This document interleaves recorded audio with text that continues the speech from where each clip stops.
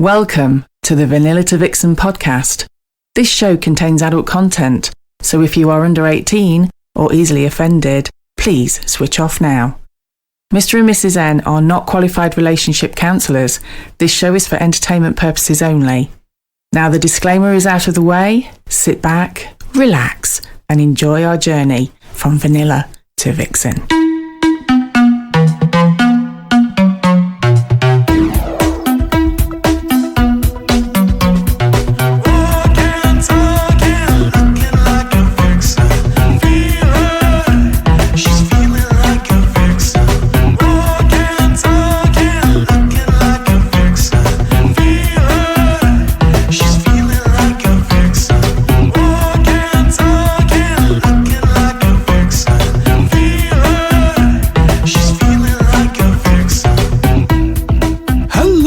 Welcome to episode 192 of Vanilla to Vixen. We are your hosts, Mr. and Mrs. N, and we're also sometimes known as the naughty couple. Hello, Mrs. N. Hello, Mr. N. That wasn't normally as high as you normally go. I was going for deep and sensual. Ah, I see. I wasn't sure if you were still recovering from last weekend. Maybe. If we're a little bit husky this week, it's because the party of last weekend at the V2V Club was both parties, but Friday in particular. Yeah. Friday was absolutely incredible. It was. And we'll come on to that in a little while. Yes. We'll tell you what happened at the V2V Club last Friday. Oh my God. But meanwhile, I have a little story. Okie dokie. From another club. Right. Okay. So, gentleman goes into a swingers club. I'm not going to say which club. For the very first time. And he gets a little bit awkward and a little bit nervous. And so he has a few too many to drink. Oh, no. That would never happen at V2V Club. No. Because we don't approve of that. But he has a bit too much to drink. So he heads for the bathroom, and a few minutes later, a loud, blood-curdling scream is heard from the bathroom. And a few minutes after that, another loud scream reverberates through the bar. The bartender goes to the bathroom, and he thinks, oh my goodness, I better go and investigate this immediately. So he goes into the bathroom, he goes, what's all this screaming about in there? You're scaring the customers. The man sitting there who's had a bit to drink, he says, I'm just sitting here on the toilet, and every time I try to flush, something comes up and squeezes the hell out of my balls. With that, the bartender opens the door, looks in and says, you idiot, you're sitting on the mop bucket.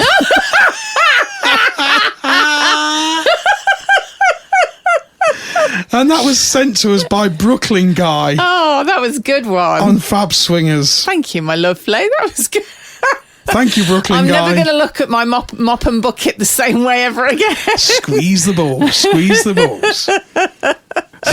So talking of squeezing balls, that kind of brings me on to Friday. Oh, my word. We had our official LGBTQIA+ launch party at the V2V Club at Nuneaton. With the beautiful Tina Von Teese. And her Bi-2 crew. Yes. The Bi-2 crew are phenomenal. There's Hayley, Chloe, all the gang. Yes. They're absolutely stars, all of them. They're brilliant. They were brilliant. They move on. Their next event is at the Mirage. Yes, it is. On the night of Eurovision. Oh, my word, that's going to be epic. And Tina has promised not to strangle any songs of Eurovision. So she says. But I'm not sure. You never know with Tina.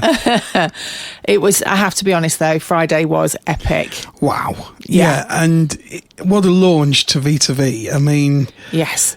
I went up to her afterwards and went, you realise you've just launched an LGBT event for the first ever time at the club.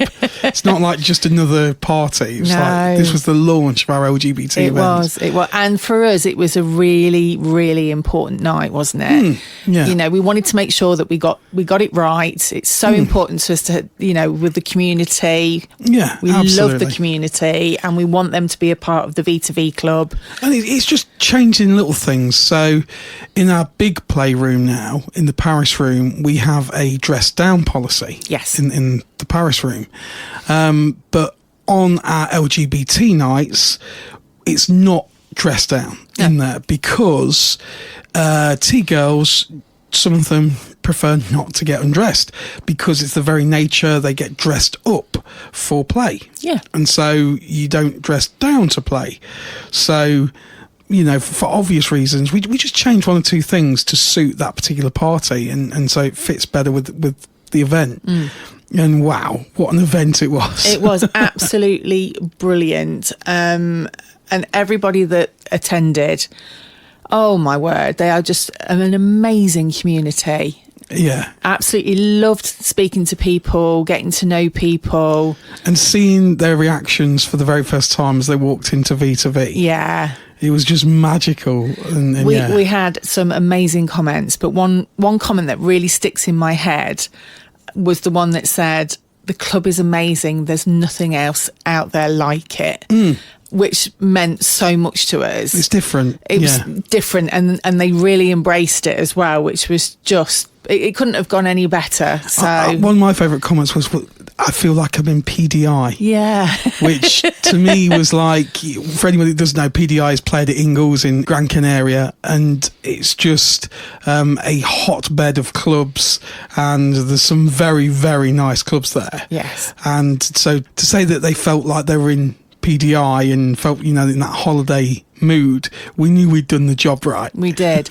One memory for me was when you played the Time Warp. It wasn't me. Oh no, of course it was Tina's playlist, wasn't it? We come on to the music. What a playlist it was. Miss Von Teese, DJ Tina, took over the decks for the evening, and oh my God.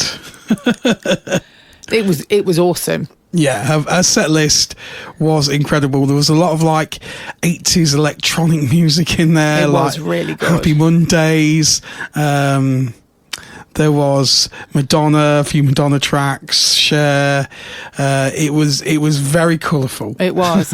But the whole of our crew, who had obviously helped out doing tours, and our beautiful bar staff, at one point we were all behind the bar doing the Time Warp.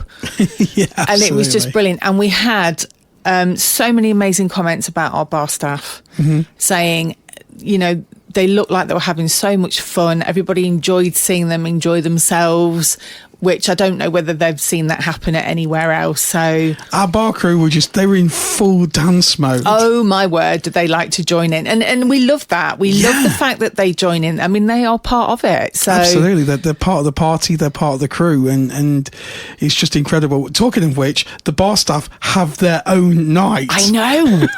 I know. Friday, the 19th of June. The mix of Vixens. Oh, yes. Cocktails and Naughty Dreams. Remember that film, Cocktail? Cocktails and Dreams? Flash, flash, flash, flash. There's a neon sign flashed. This is Cocktails and Naughty Dreams. They've already been practicing their cocktails, haven't they? They've been throwing those cocktail shakers everywhere. Oh, yes. The girls are the mix of Vixens. Yep. And it's going to be incredible. It is going to be awesome. But, I mean, going back to Tina's party and the Bi-2 crew, oh, my God. There are some amazing outfits. Yeah. And I think what amazed me was that we had people in their 70s there. Yeah. And there were people in their 30s. The age range was just so mixed, so eclectic. We got somebody dressed up as Ozzy Osbourne. Two guys came. One of them dressed up as Ozzy Osbourne, and they were just friends, these two guys. Yeah. And as I say, you know, one was Ozzy, and he just looked brilliant. And it was just such a friendly, welcoming atmosphere. It was so lovely. Everybody was mixing with other people. Yeah. There was lots of conversations going on, lots of dancing, which was brilliant. Tina said the curved community know how to party. Oh, yes, they do. They certainly do. I think my high heels had to come off quite early on in the evening. Talking of high heels, I looked down at the dance floor at one stage and I'm like, what's that? What's that? And it was a bit of a heel. Was it? Yeah. Did somebody lose one? Somebody had been dancing that much, they'd literally danced their heels off. Literally. It was all over the floor. Oh, my word. The fun was just there, and people were going into the playrooms, disappearing off into the playrooms, and then they were coming out and partying. Yeah. Straight away. It was just, and it was like that all the way through the evening. It was fabulous. And we had one tea girl come up to me and she couldn't believe that we walked people straight to the car park. Yes. When she was ready to go home. Yeah.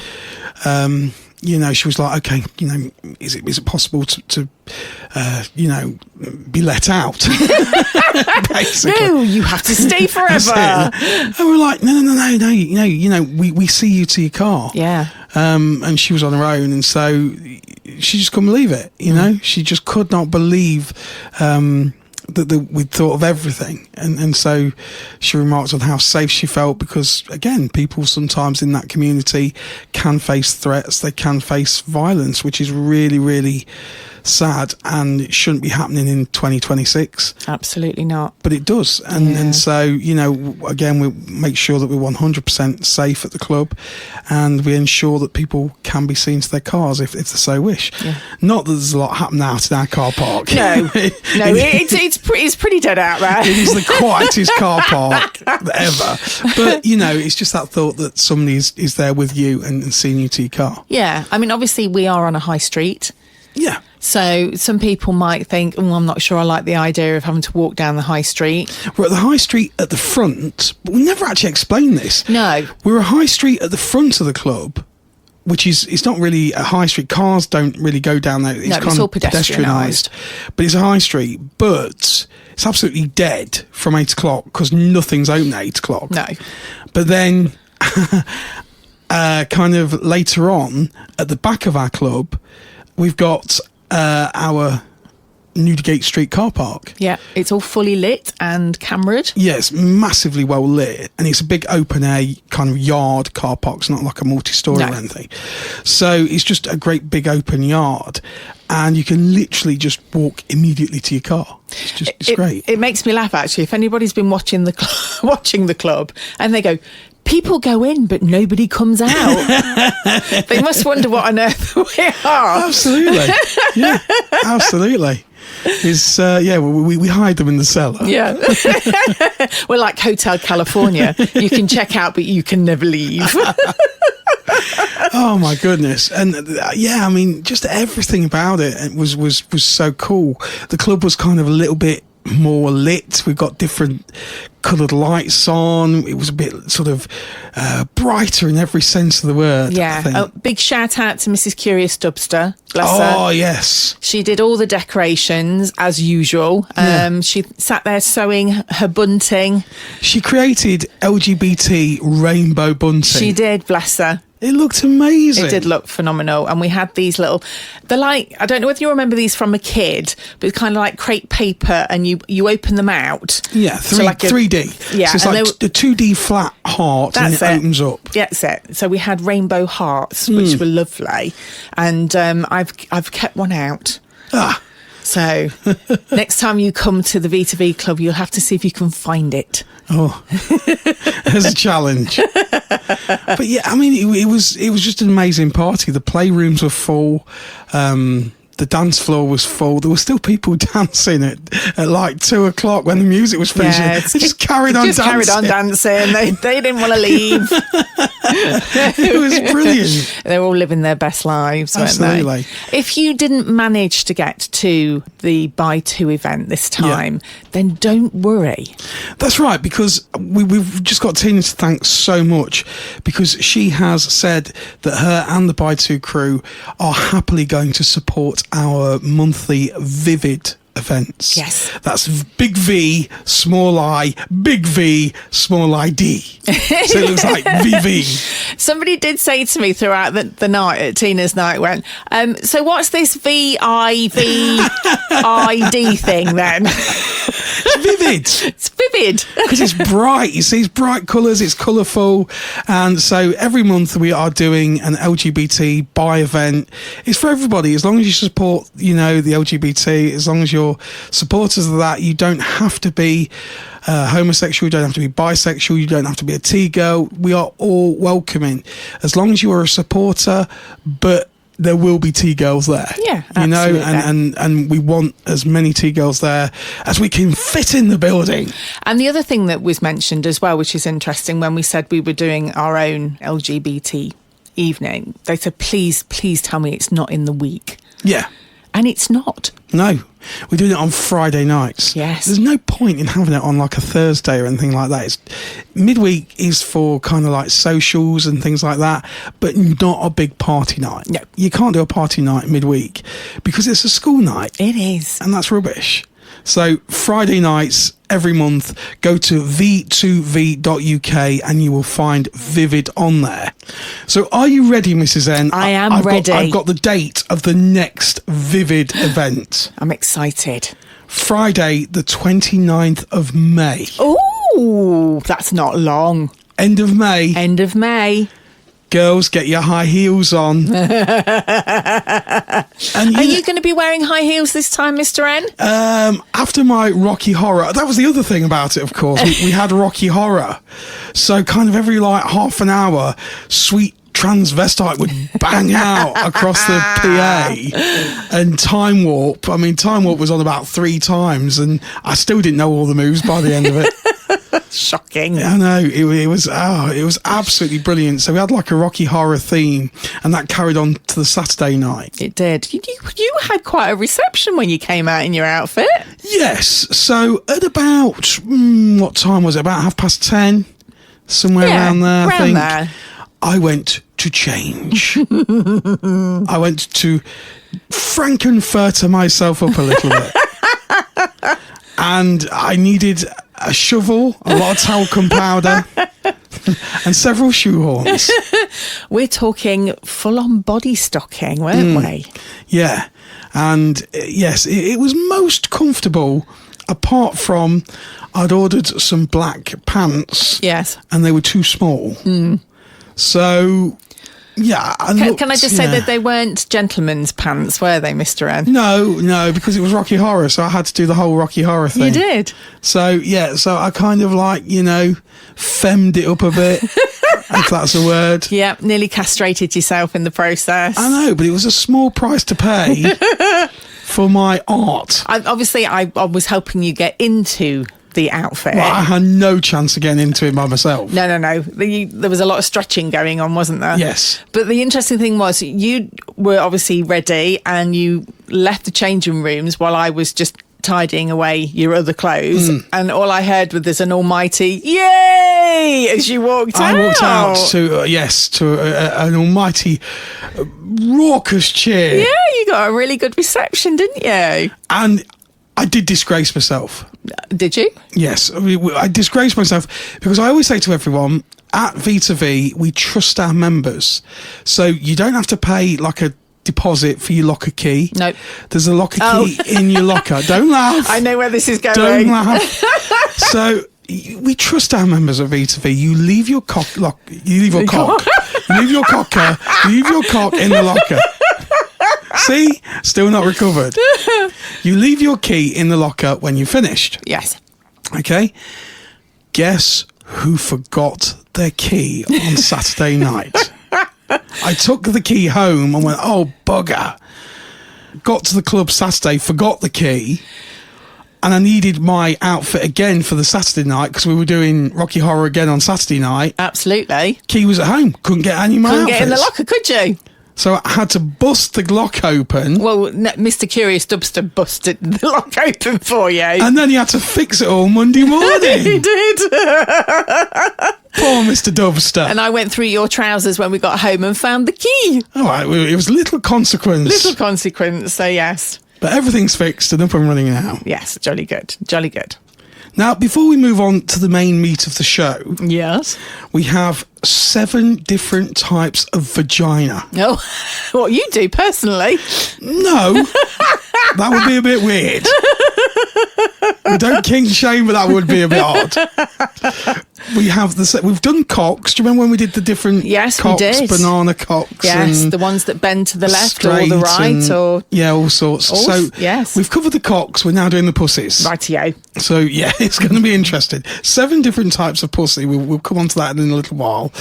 But before we move on to such meatiness, You can't say meatiness after you've been talking about vaginas. you can. We've got some meaty ones in there.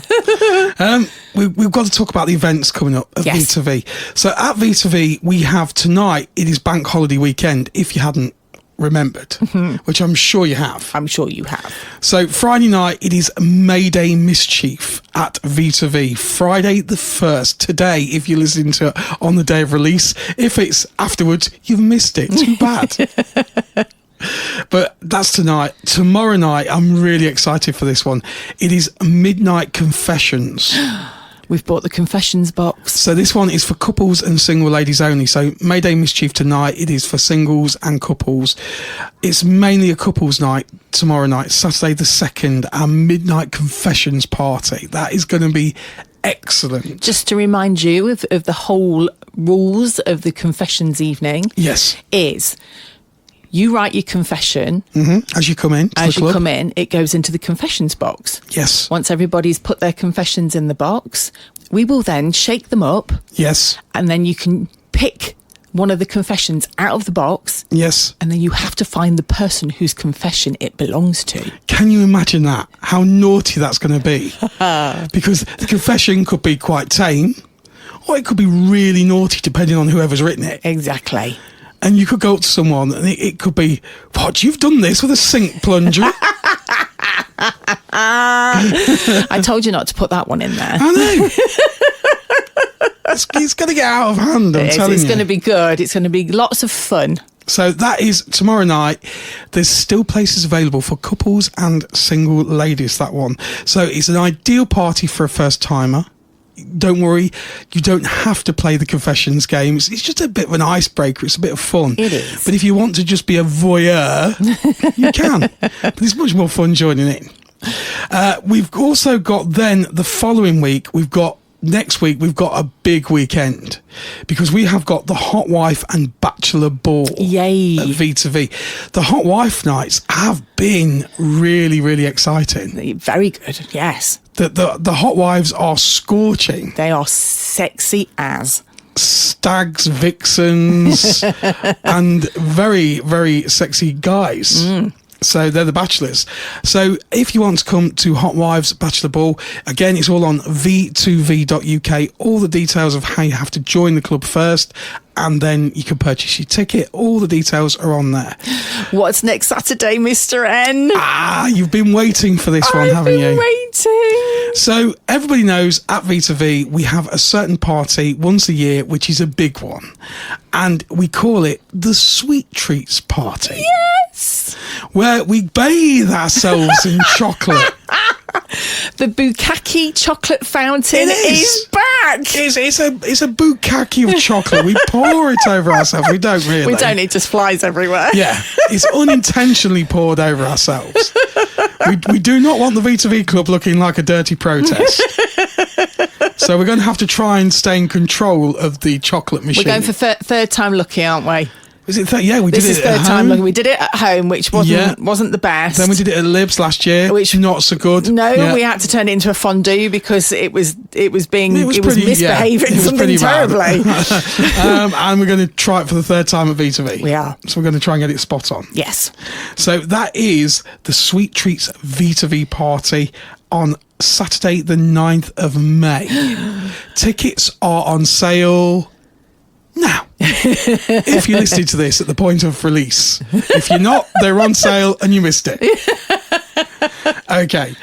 Then week after, we're swapping things around. Yeah, we are. So in a couple of weeks' time, it's going to be a good one. So we're doing the Couples Club and Unicorns Welcome. We're putting the Couples Club, Unicorns Welcome on Friday. So couples have said to us, sometimes they just want to go out to a couples night on a Friday. Yeah. And there isn't any anywhere. No. So there is now, V2V. Yay. We've got a couples night, couples, single ladies only, on Friday the 15th of May. Then on the Saturday, we've got Fusion After Dark. Ooh. Why is it called Fusion? Because we're fusing singles and couples together. I like what you did. So it's Fusion After Dark. So if you're a hot wife couple, and again, there's very little places to go if you're a hot wife couple. We used to know this, didn't we, Mrs. N? We did. So Saturday nights always used to be couples night. And if you're kind of like just a hot wife sort of couple, then there's kind of no singles. All our single guys, it's not like certain other clubs. No. Single guys do not follow you around. They stay at the bar, they're chatting, with people, they're laughing, they're dancing. It's not like other clubs, and other people have said that, not me. It's not. All our single guys are video verified by myself. Yeah, interviewed. They are. Interviewed to within an inch of their lives. Yes. And we also cap our numbers as well. So there's only a very select few There's only single ever guys. A handful at most absolutely. single guys. Yes. So Fusion After Dark, that is Saturday the 16th of May. So we've swapped it round. So we've got couples on Friday, and we've got couples and singles on the Saturday. So if you want to register for that, you know what to do. It's that V2V.uk. That's the number 2, V2V.uk. Go on there. All the details of how to join the club, getting verified, everything. It's all on there. And that's what you have to do. Yeah, we're mixing it up, Mr. N. I know. I'm exhausted. Exhausted. Shall we move on to the meat of the show, as you call it? I think we better had. So just before we talk about vaginas... Oh, yes, the 7 different types of vagina. I can't wait for that one. We have received a message, which I am going to read out. Who's it from? It's from the lovely After Hours pair. On Fab Swingers. Yes. They've been listening to the podcast and it has inspired them. Right, okay. And they have sent in a little story. So they write, "Sorry, but our story is a long one, so strap in." Don't apologise. If it's going to be sexy, I'm buckled in. So Mrs. After Hours has always been very forward and flirty person. She sent a photo of herself to us. She's a very sexy lady. I got a little flustered when I saw it. Get your words out, dear. Get your words out. Mrs. After Hours has always been very forward and a flirty person, but always stayed within the boundaries of our relationship. I've always been a much more reserved person, but we find we fit perfectly. Where I'm lacking, Mrs. After Hours fills the gap, and where Mrs. After Hours lacks, she fills mine. They fill each other's holes. Yes, no pun intended, he says. A few years ago, whilst in Benidorm, we were making the most of a child-free holiday for the first time in 8 years. We had talked about this naughty hobby before when really in the moment, but never had a serious chat about it. While on the beach, I quickly had a naughty thought because Mrs. After Hours had her boobs out, tanning, and searched to see if there were any swingers clubs around. I was in luck. Oh my God. There was a club 5 minutes walk from our hotel. When I mentioned it to Mrs. After Hours, that naughty smile appeared on her face. We did a quick research. The club opened at around 11 p.m. and our coach transfer to the airport to get home was at 3 a.m. Oh my God. They were absolutely smashed. What got us so hot thinking about it, we had to quickly nip back to the hotel room and have a play session.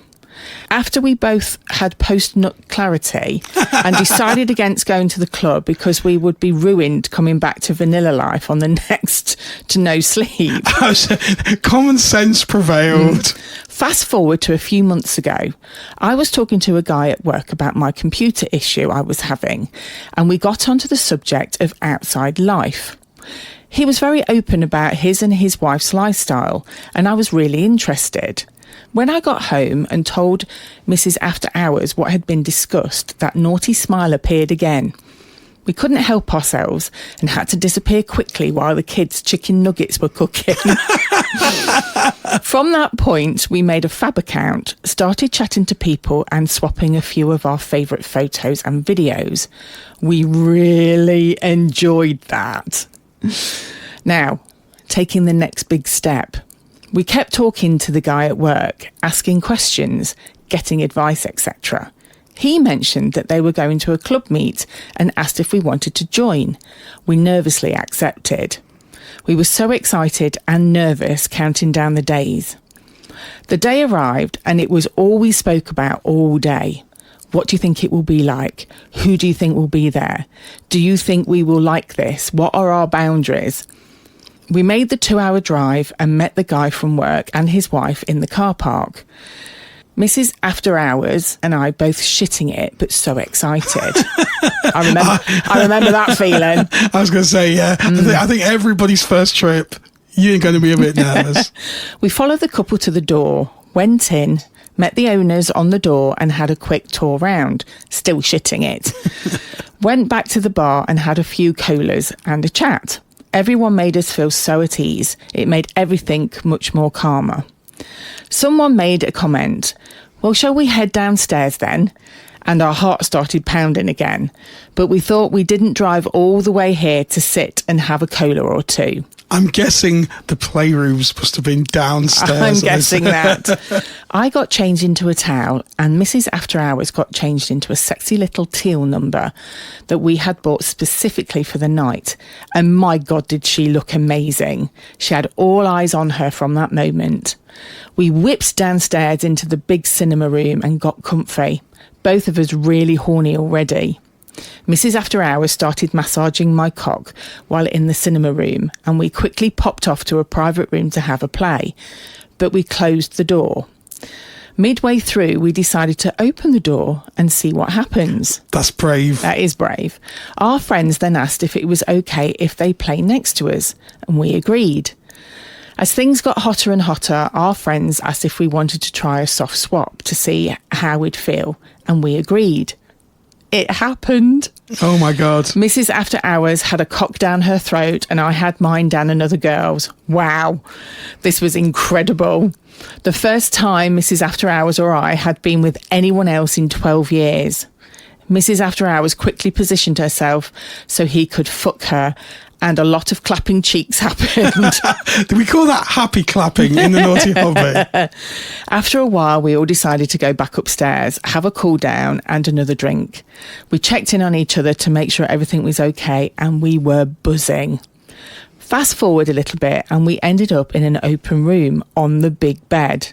Oh my God, this is the first trip. I know. Mrs. After Hours bent over, me behind her, and a cock down her throat again.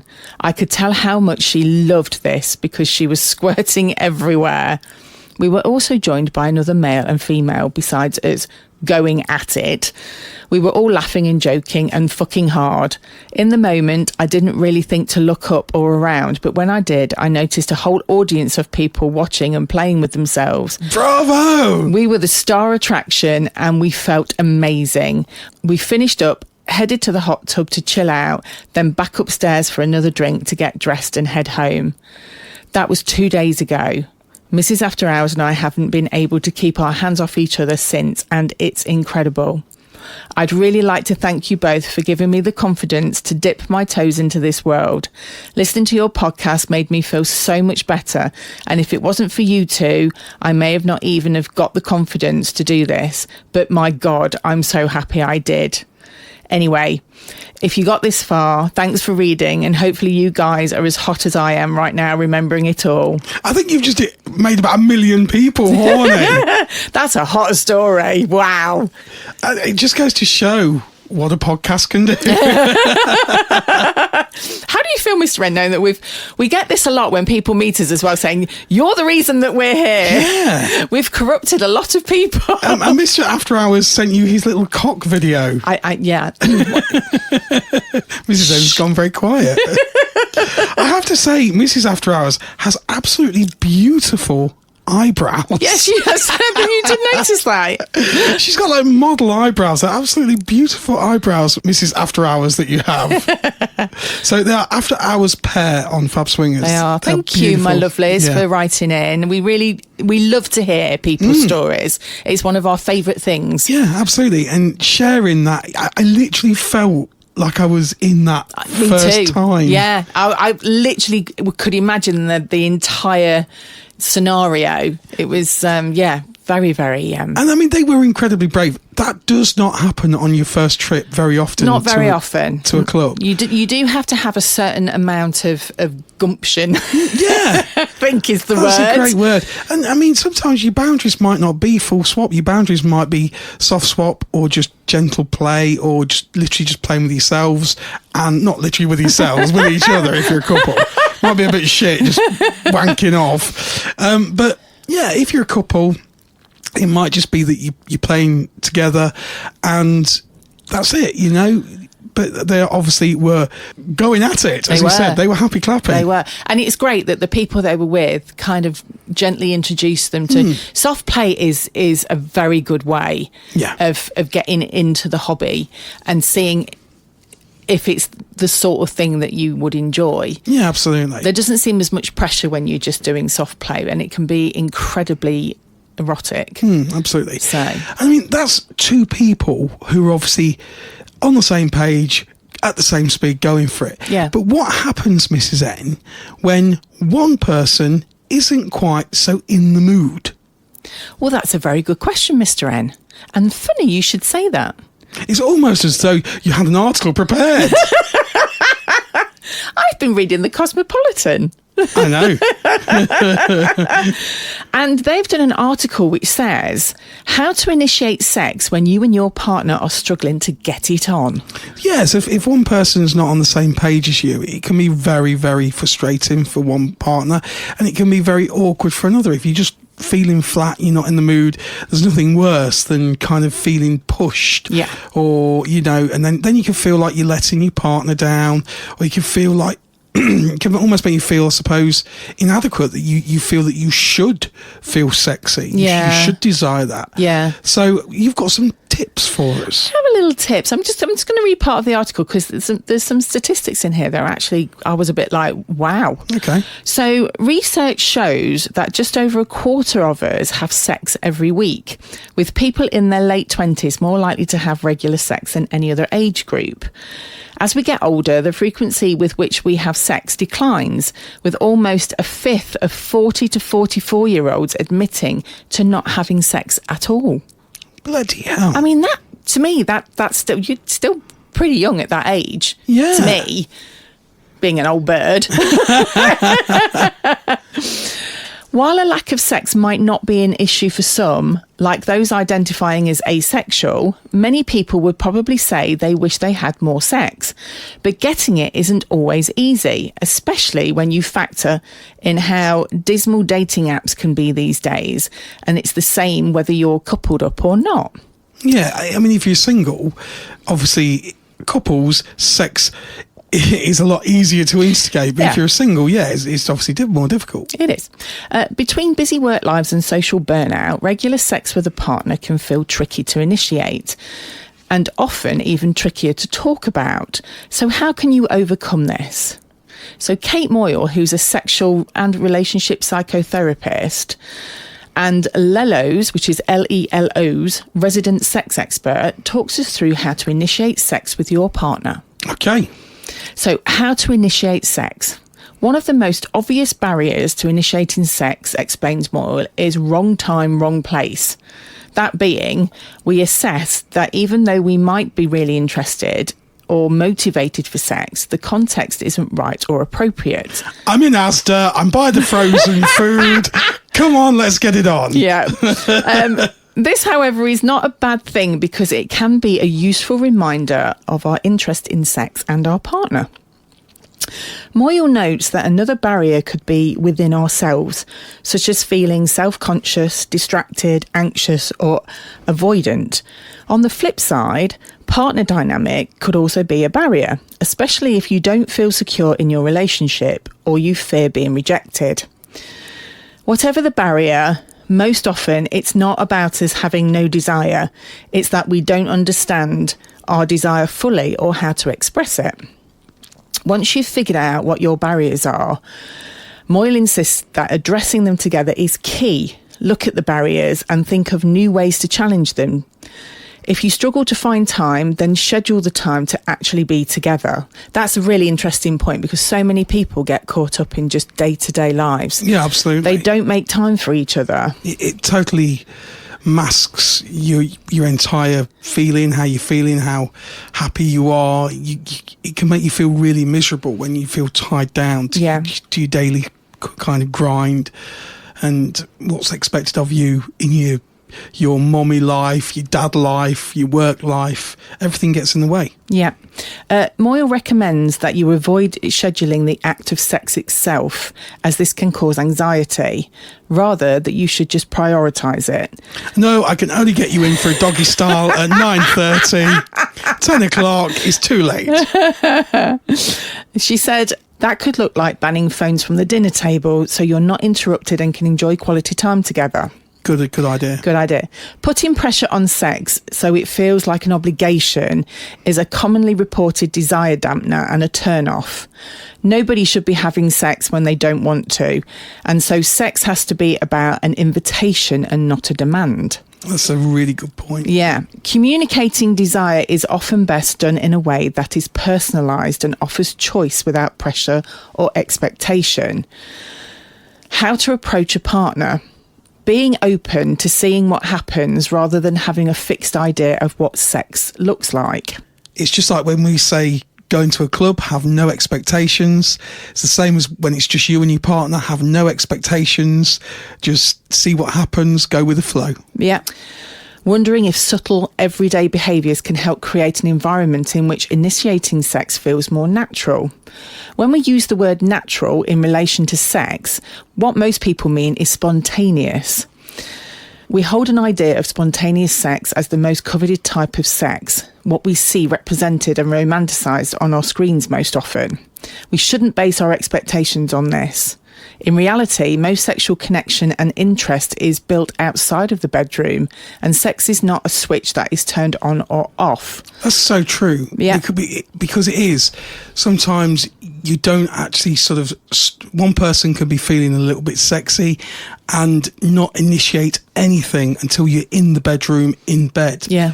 And if the other person's nowhere near on that page, then all of a sudden it's like, you know what? Yeah. It's like, well, why didn't you say anything earlier? Yeah. It is that kind of thing. So couples that report really good sex lives make it a priority.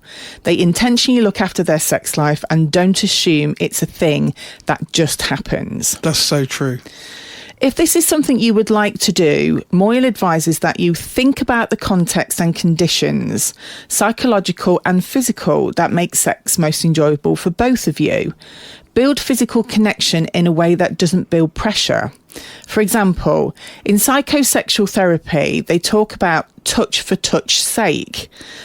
The environment for sex feels easier when there is already a positive and open connection between partners to build on. Put simply, the more bridges between you, the easier the space is to cross. Stop focusing on the idea that initiation only starts the minute you get into the bedroom. Moyle says of how to initiate sex with a partner, it's about building anticipation. She explains that in our busy modern day lives, we are often being pulled in multiple directions, and this makes sex feel like another thing to do on our to-do lists. It's true. And another thing that we push back actually doing. Lean into what we call sexual currency, which are all the things that boost sexual connection outside of sex. Moyle says of the ways to get round this, through kisses, touch and attention, you can show your partner that you are interested in them, which will build a stronger connection between you and therefore more opportunities for desire. That's so true, because I'm very, if somebody says to you, what kind of gets you going? Yeah. One of the things for me is definitely the kissing. I love kissing. I love a good snog. Good snog can really get you going. But you know what I mean? Yeah, it's just totally. like, I think the other thing with relationships sometimes, especially when you've been together a long time, is you forget to snog. It's just very much a peck on the lips or a peck on the cheek. And it's like, no, go back to having proper full-on snogs. You'll be surprised where it ends up. She also goes on to say, if you find yourselves getting stuck in an initiation routine, then change it. Routines make sex predictable, which can be demotivating, especially if sex is currently difficult or anxiety provoking. Yeah. Trying something new can sometimes be what is needed. If you're worried that you or your partner have different libidos, try not to stress over this too much. Moyle notes that it is much more common to not be completely sexually aligned with your partner than it is to be in perfect unison.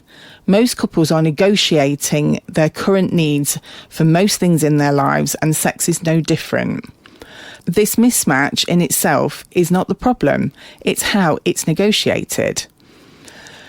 It's not a sign of incompatibility, it's a sign of being different people.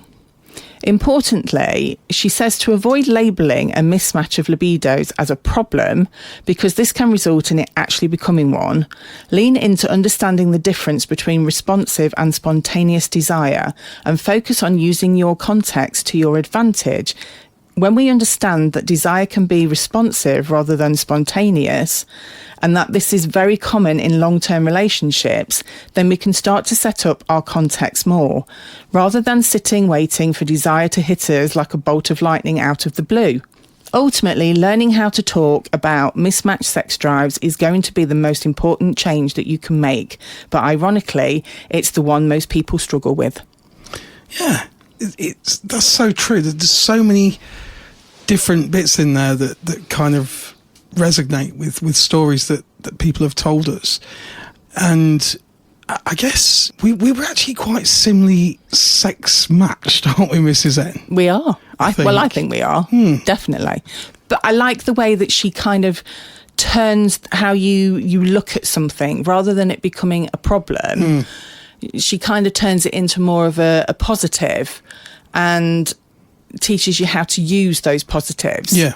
Because, it is difficult in everyday life. There are things that, your work can be really stressful. And if one partner is too knackered at the end of the night and the other partner probably hasn't done much, then perhaps it's time to start thinking about emptying the dishwasher. Yeah. And doing things like that to help put the other person in a sexy mood. Exactly.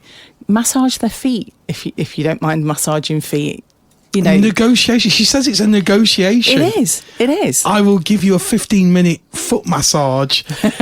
But obviously not to the point where you're putting a demand. No. Because there's nothing more unattractive than being made to feel as if you have to perform. Yeah, absolutely. Yeah, so good tips there. Really good, really good. Well, I think it's time to finish off the show. Right. With 7 different types of vagina. Rightio. Are you ready? I've been waiting for this. You have. I've made you wait, haven't I? Are you ready for the crack, Mrs. N? Oh, this is going down a rabbit hole. So surprisingly enough, this is also from Cosmopolitan. Oh, really? They do some really good articles. It is. It's not from the same one. Oh, okay. Okay. Is my vagina normal? Let me just have a quick look. Yes, it says yes. Here are the 7 common vulva types illustrated. So your vulva is the word for kind of the whole bit. The whole bit. The whole genitalia. Yes. Okay. Vulvas are usually kept pretty private. Most people don't exactly have a preference point for comparison. Go on, Fab Swinger. You don't know where to live. The short answer is, it is normal. Yes, it is. So even concerns about the appearance of the vagina or vulva or labia are common, and for some, these worries can affect confidence in day-to-day life. And lack of clear, accurate information doesn't help either. Many people are still unsure about the correct terminology, often using vagina, as I did, as a catch-all term, when it just refers to one internal part of the anatomy. Really? Yeah, okay. I never knew that. So the vagina is actually the tube that's inside that is used for sex. It's used for passing menstrual blood during your period.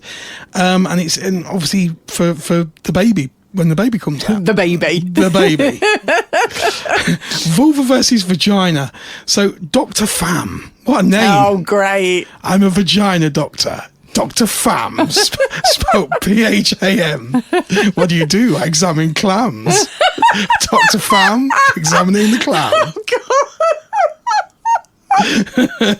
The vulva is a generalised term that refers to parts of the female genitalia that can be seen externally, including the labia, majora, that's the outer lips. Right. The majora, it's like Minorca and Mallorca. Majora, labia, and the minora, which is the inner lips. Okay. Think Majorca, Minorca. You're never going to think of those places the same anymore. And then, you've got the clitoris, okay? The urethra and the vaginal opening of the vagina is located internally. So the vagina is just a tube-like structure that connects the external vulva structures to the cervix and plays a role in childbirth and penetrative sexual intercourse. We have complicated bits, don't we, as ladies? Yeah, so is my labia normal? So according to Mr. Ibrahim, there are more or less 7 common ways a normal set of labia tends to look. There you go, you see. Right. So let's have a look at this, okay. So I'm going to describe this. The vulva with asymmetrical inner lips is where one side of the labia minora, remember, so that's your internal lips, right, is longer than the other and hangs down a bit past the labia. So it's when a little bit of the internal lip hangs out. Okay? Rightio. Okay? Yeah. It may feel like it looks uneven, but it's actually very common. It's more common than asymmetrical. So asymmetrical, where one's longer than the other, is actually more common. Oh, okay. So you get these like designer vaginas. And if you're looking at porn, obviously that's going to give you a skewered look at really what most vaginas look like. So it's very interesting. The most common type of vulva, yet ironically, is the one women have historically felt most self-conscious about in the surgeon's experience. Here, the labia minora are longer than the labia majora. So that's when both lips hang out. Okay. And women often feel very self-conscious, but really that's the most common type. Okay. Yeah, so there you go. So then there's types with curved outer lips. Okay, so that's the curved outer lip one. Rightio. Which it looks a little bit like a horseshoe. If you've got this type of vulva, your labia majora will curve round, exposing the labia minora in front, but will meet evenly at the bottom like an upside down horseshoe. It's a bit like a flower. Then we go on to the small closed lips. I think this is you, Mrs. I was M. just about to say, I think that's me. This is the least common type of vulva. Oh, there you go. I'm unique. Yet the most typically desired one, thanks to the fact its shape that's most frequently seen in porn, known as the designer vagina. And it's essentially a Barbie vagina. They call it the Barbie vagina. Wow. With this kind of vulva, the labia minora are completely contained and hidden inside the labia majora. Yeah. The outer lips tend to be more or less flat and rest up against the pubic bone. Okay, so then we move on to the next one. Some vulvas have more prominent labia majoras. So that's where you have the outer lips. Ones, yeah. The outer lips in this case tend to sit much lower and can be either full or puffed up or thin and slightly looser. Loose lips sink ships. No, that's something completely different.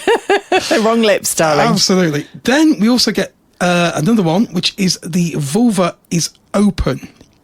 So in this case, the vulva is similar to the one above, given the small lips. The main difference, however, is that here, the labia majora are set further apart, giving the appearance of permanently being open, and meaning the labia minora can be visible. Ah. I can't remember how many we're on now. I've completely lost count. Yeah, you just in vulva heaven, aren't I'm you, just babe? looking at all these vulvas. Then we move on to the other one, which is described as a flower bud. So on this one, a flower bud is about to bloom. The vulva will typically expose the labia minora through the entire length of the labia majora, which sweeps to either side. So basically, it almost looks like you've got 4 lips, which obviously you have. Yeah. But they're kind of even, so you see them all. Yeah. Both sets of lips. Okay. That is the 7th one. Wow. So 7 types Who knew? of pussy. And apparently mine is I can go and work in porn films. You can. 7 types of pussy, and James Corden's not mentioned in any of them. He played in Cats. Don't write in if you're a James Corden fan. Oh dear. And on that bombshell, Yeah. it's been another exciting episode of V2V. You can't say that we don't. Fill your ears full of bullshit. The amount of times when we meet people who listen to the podcast and we say, yeah, we just sit and talk shit for an hour. No, we really do just sit and talk shit for an hour. Loose lips, sing ships. Unless you've got a designer vagina. There you go. But it's not the most common. Well, it's okay. I can cope with that. Well, that's it for another week, listeners. Thank you for listening. Take care. Bye-bye.